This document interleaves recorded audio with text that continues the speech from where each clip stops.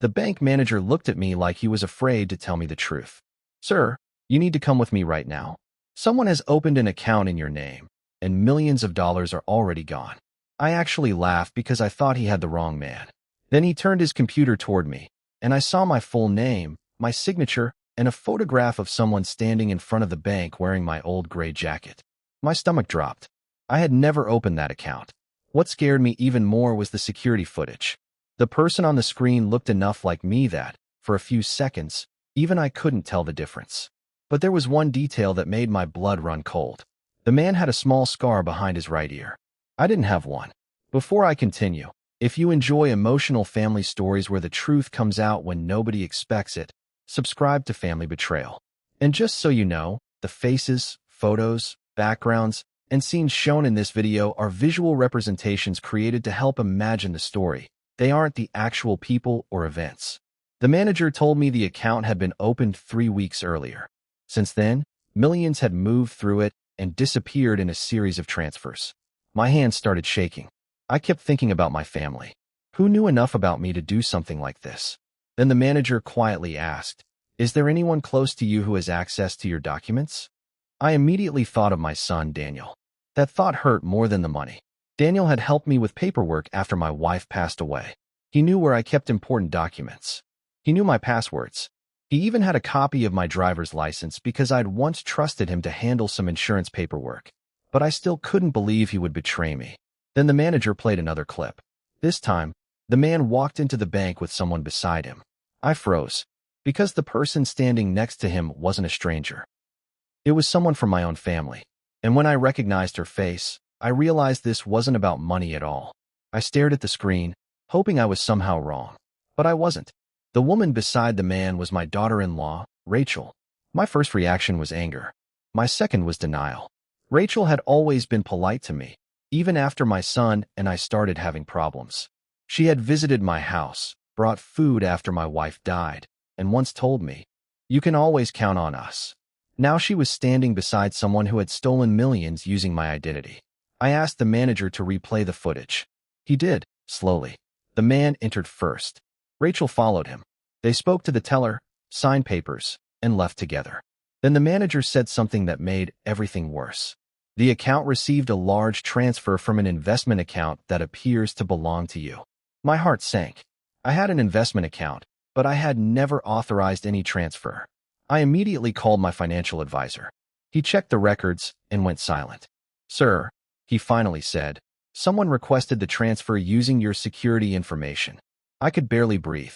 Then I remembered something from 2 weeks earlier. Daniel had called me late at night and asked whether I had changed my financial passwords.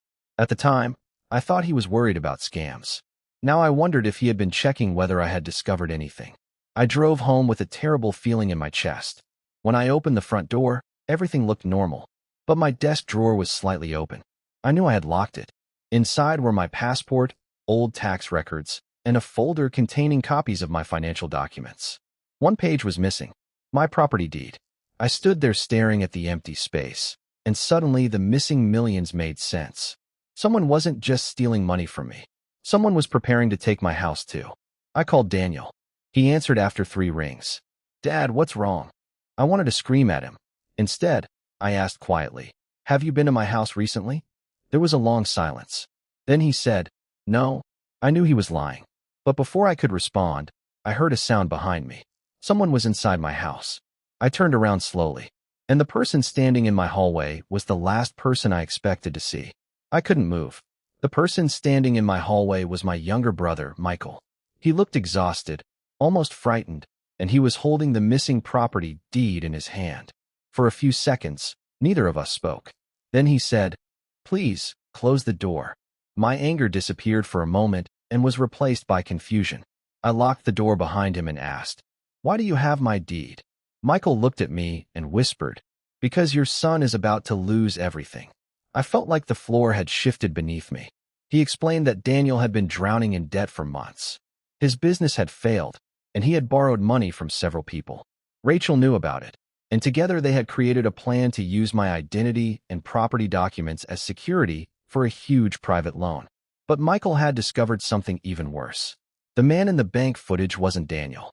He was a former business partner Daniel had hired to impersonate me. I couldn't believe what I was hearing. Then why didn't you tell me?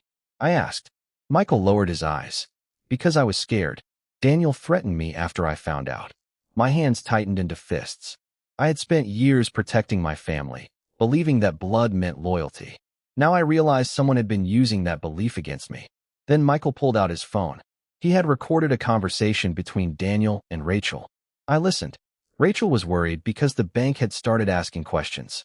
Daniel told her not to panic because once my house was transferred, they could disappear with enough money to start over. Then I heard my son's voice say something that broke me. Dad will never suspect me. He trusts me too much. I stopped the recording. For the first time in my life, I felt ashamed for trusting my own son. But Michael wasn't finished. He told me the bank had discovered the fraud because one transfer had triggered an automatic security check. The police were already investigating, but they needed proof connecting Daniel to the fake account. I looked at Michael. What do we do now? He stared at me for a moment and said, we let Daniel believe his plan worked. That night, I made the hardest decision of my life. I would pretend I knew nothing, but I had no idea how far my own son was willing to go to finish what he had started. The next morning, I called Daniel and acted completely normal. I told him I had discovered nothing and even apologized for being distant lately. He sounded relieved. That was the moment I knew we had him. With Michael's recording and the bank's evidence, the investigators quietly traced the transfers. They discovered that the fake account was connected to a company controlled by Daniel's former business partner. Rachel had also been using my stolen documents to prepare the property transfer. But I still had one question. Why had they needed millions if the plan was already working? The answer came 2 days later. Daniel had secretly borrowed money from dangerous lenders, promising them my property as repayment. If the bank had not stopped the transfer, my house would have been gone too. I felt sick when I realized my son had been willing to destroy the home his mother and I had spent our entire lives building. The investigators arranged a meeting with Daniel at my house. I invited him inside and told him I wanted to help him. He smiled. Then he said, Dad, I knew you'd understand.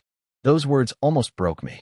I looked him directly in the eyes and said, I understand everything. His smile disappeared. The investigators stepped into the room. Daniel froze. Rachel began crying immediately. She kept saying she never meant for things to go this far, but I couldn't listen anymore. The betrayal hurt more than the money ever could. As they were taken away, Daniel turned back toward me. Dad, I'm still your son. I nodded slowly. You are, I said. And that's why this hurts so much. The stolen money was eventually recovered, and my property was protected. But something inside me never returned to the way it was before. Months later, I changed every lock, every password, and every document connected to my finances. Michael stayed close, and for the first time, I learned that loyalty isn't always found where you expect it. I used to think losing millions would be the worst thing that could happen to me. I was wrong. The worst part was discovering that the person I trusted most had been willing to turn my love into his opportunity. If you were in my position, would you have protected your son despite everything? Or would you have let the truth come out? Tell me what you would have done in the comments. And if this story made you think about the people you trust, share it with someone who might need to hear that lesson. Sometimes the biggest betrayal doesn't come from an enemy. It comes from the person standing closest to you. Money can be replaced. Trust sometimes cannot. Subscribe to Family Betrayal for more stories where the truth may be hidden, but it never stays buried forever.